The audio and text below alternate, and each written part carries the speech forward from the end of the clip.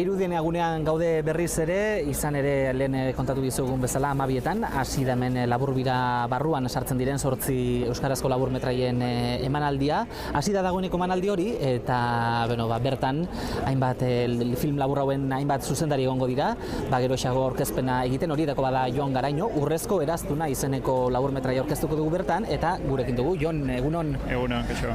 Gaur hemen zeuen lanak aurkeztuko dituzue, lehenengo eta behin Irudienearen lehenengo urtea da hau. Ez dakiz iruditzen zaizuen, liburu, diska eta orain ikusentzunezkoak ere azokan egotea.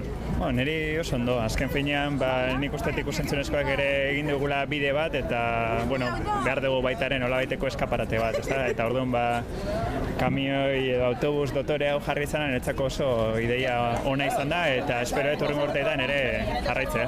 Gainera, hemen zeuen lanak aurkeztuko dituzue, beraz ikusleekin hitz egiteko edo euren inpresioa jasotzeko ere izango duzu, ezta? Bai, hori beti izaten da oso politia eta batipat nire kasuan kortoa indala hilabete estrenatu zen eta orduan oraindik gogoa dakat ikusteko jendeak zer pentsatzen duen edo zer pentsamendu ekartzen dizkion eta orduan beti aukera izatea jendearekin hitz egiteko aukera hori izatea ona izaten da, ezta? Eta gainera ikusi dut sartu gara pixkat nola zegoen ikustera eta bete da zegoen eta orduan ea gero jendea gelditzen den, animatzen den gauza galdetzera eta gu kontentu. Film laburra da Urrezko eraztuna, labur kontatuta ere, zer ikusiko dugu bertan edo zer landu nahi izan duzu bertan? Nik batzutan esaten dut izan dela kapritxo moduko bat, korto hau egin nahi nuz, Kirmen hori beren Urrezko eraztuna poeman oinarritzen da eta bertan dauden refleksio batzuk oso nireak sentitu nituen eta orduan nolabait kortoa da poema horren adaptazio bat zinera, ezta?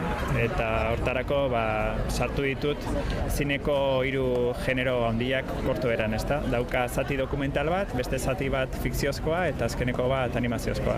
Eta orduan esperimento moduko bat ere bazan eta hori da ikusiko dutena.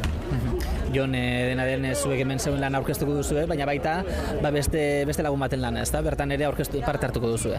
Bai, zeluloidozko begiradak, Mikel Garziaren liburua aurkeztera, berak aurkeztu dugu liburua, baina laguntzaile moduan egongo gara. Eta bai, bertan atal bat zegoen, azkeneko atala guri dedikatua edo guri elkarrizketa bat egiten zigun, eta orduan hemen aurkezten zuen naitzaki horrekin, eta baita ere kortoak aurkeztera etortzen ginela, dana bat ingo dugu. Oso ondo, Jon Garaino, eskerrik asko. Zuei.